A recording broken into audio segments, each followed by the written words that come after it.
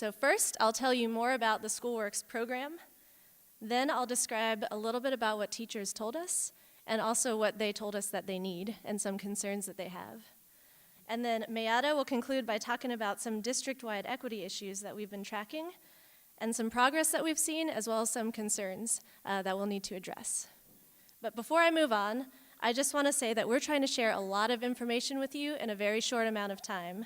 So I'm actually not going to take questions during this presentation, but I strongly encourage you all to write down your thoughts on the very middle page of your agenda booklets. That's page 6. So you'll also have time after this presentation to discuss at your tables anything that you've heard and any questions that you have. And our teachers will be sticking around as well, so you can ask them questions as well. There's also a sheet more about the SchoolWorks program in your agendas, as well as a glossary of terms that I may be talking about for the next half hour up here. So I encourage you to look at those too if you have questions. All right, let's move on.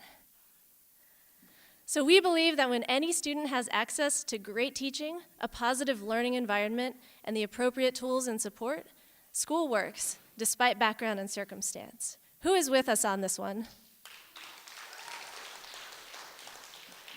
And we can see that from our teachers who just talked to us that is definitely true. But with a racial achievement gap of nearly 30% in our district, we know there's a lot of work to be done before we can truly say that all of our schools really do work for all of our students. We also know that test scores alone cannot tell us whether students have access to these essential items. So for the past 3 years, A+ Schools has been taking a deeper look at what's happening in our schools through our program called SchoolWorks. So the goal of SchoolWorks is to make sure that all Pittsburgh public school students attend a school that works and that prepares them for college or career training and the ability to make those choices for their lives. And SchoolWorks is community action research. It's aimed at helping us, the public, understand the resources and opportunities that exist for students, as well as developing a plan for community action to ensure that we have not only an equitable, but also an excellent public school system here in Pittsburgh. Who is with me for this goal? So how are we doing this? Well, in the past 3 years, A+ Schools has trained over 300 community volunteers to conduct 171 interviews with people who work in Pittsburgh public middle and high schools. Our volunteers have interviewed principals, counselors, and now teachers. So how many of you out there have participated in SchoolWorks, either as a volunteer, an interview participant, a planner, or by attending a public meeting? That's great. Let's give yourselves a round of applause. We cannot thank you enough for your time and energy, because you are all helping us to understand what happens in schools every day and what we all need to do in order to ensure equitable and excellent schools here in Pittsburgh. So what we mean by equity is providing all students with the individual support they need in order to both reach and succeed a shared expectation for success. And what we mean by excellent is that that expectation is high. So in the example here, if you start out with 2 glasses with different amounts of water and pour equal amounts of water into them, you can see that one glass is still left unfilled and a little even spilled over the side from the other glass. Now, in order to fill both glasses all the way, you actually need to pour a little more water into one glass and a little bit less water into another, which is an equitable distribution of resources. And this becomes particularly important in our district, which has limited resources to pour into our students. The point here is that what we want for each of our students is for them to receive the right amount and type of support so that each of our students can achieve at a high level. So who's with me on that? Okay, and this year, with SchoolWorks, our goal was to find out the extent to which our teachers feel supported and empowered to provide the following things to their students: rigorous coursework through quality instruction, interventions to help all students meet high expectations, and positive teaching and learning environments. So the interview questions centered around these topics. And we also hope that through SchoolWorks and talking to teachers to support an ongoing dialogue between the community and our teachers, aimed at increasing support for high-quality teaching and support for their teaching that enables their students to succeed. So now I'm going to get into the meat of the interviews with teachers for this year. In total, we interviewed 106 teachers, and that was our 161 volunteers who did it. And we reached our goal of interviewing about 10% of teachers from each of the 22 schools. And those were the 6 to 8s, the 6 to 12s, the 9 to 12s, and the charter high schools in the district. And our teachers were very diverse in terms of their years of experience and the grade levels they taught, and also the subject areas and course types. So we got a really good spread of teachers. And we're also happy to report that teachers and volunteers felt positively about their participation.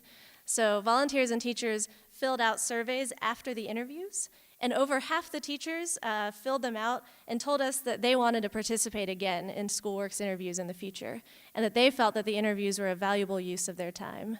And basically all of our volunteers also said that they would be happy to participate again in the future. So we're happy to share that news with you. But teachers also shared some concerns in their surveys that we heard, including that some questions are difficult to answer with a simple yes/no, and also that there are many more topics that we could have covered and would have loved to have talked to our teachers about. Finally, some teachers told us, and we agree with them, that improving our schools requires a shared sense of responsibility and action by many. So not only teachers, but also principals, other school staff, students, families, and community members, and the staff from the district. So we all need to work together to help improve our schools. So now I'm going to talk a little bit about the results. The results that you're going to see in the following slides are for the 95 Pittsburgh Public School teachers interviewed. We actually didn't make direct comparisons with the 11 charter school teachers who we interviewed, but we do thank everybody for volunteering and participating. We asked mostly short answer questions, yes/no questions, and questions where teachers rated something on a scale from 1 to 4, with 1 being not at all and 4 being to a very high degree. And the values you'll see in the following slides represent weighted averages. So that means we averaged all the teachers' responses for each school, and then we took the average for all the schools together.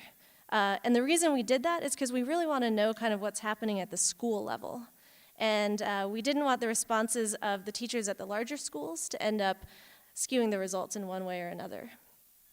But we know that averages can't tell us everything, so we looked for differences in responses based on some school characteristics and some teacher characteristics. And I'll be telling you about some of those differences that we saw. Okay, so now we'll get into what teachers said. Our summary here is that teachers are committed to excellent teaching practice, and they're working hard to support each other and improve their craft. First off, teachers are telling us that they're developing key thinking and learning skills in their students. So we asked teachers to rate how well they developed 4 different key thinking and learning skills in those students, and you'll see those are the 4 in the squares there. Research by David Connolly shows that these skills are strongly linked to course rigor and preparing students for what they need after high school, so college, career, and beyond. And on average, our teachers gave fairly high ratings for developing these skills through their courses, anywhere between a 3.2 and a 3.5 out of 4. But they gave slightly lower ratings for whether they felt their courses or their school's course placement practices were preparing their students for college or careers, at a 2.9 out of 3. Many teachers also use a standard curriculum that's provided by the district when teaching their courses. And on average, they rated the district's curriculum a 3 out of 4 for how well it supported building those 4 skills in our students. Well, what that tells us is that teachers are finding ways to make their courses more rigorous on top of the curriculums that they're using, which we think is a really positive thing. Okay, I'll move on. We also think it's positive that teachers told us they rely on each other for support. 78% of our teachers said they rely most on other teachers, followed by principals and content department heads. And out of all of the professional development supports we asked them about, teachers ranked their common planning time with other teachers as the most effective on average. So we think that it's really great that teachers are working with one another to improve their craft. And teachers also told us that they're observing each other in their classrooms to learn and improve their practice. So not only had most teachers who we interviewed observed another teacher's classroom in the past year, but they had done so quite a few times on average, 15 times. And they said that it was helping them to improve. So we know that all teachers aren't doing that, but the teachers who we interviewed on average were really doing that a lot and saying that it was helpful. And I know if I were a teacher, I would love to have observed any of our teacher panelists up here in their classrooms, and I think it would really have helped me improve. Okay, so last year, schools started formally using a teacher observation tool called RISE, and that stands for Research-Based Inclusive System of Evaluation. And there's a more detailed description of RISE in your glossaries, but basically what happens is that principals and other teacher leaders go into a teacher's classroom and observe their lesson, and then they rate the teacher on a number of metrics and give them feedback on what they're doing well and how they can improve. The goal is for all teachers to improve and hopefully to become distinguished in all areas of their practice. So most of the teachers we interviewed had been observed by their principal or another school leader, 95% of them, using the RISE rubric. And they were fairly confident on average that this type of classroom observation and evaluation would not only improve their practice, but would also contribute to student achievement at their schools.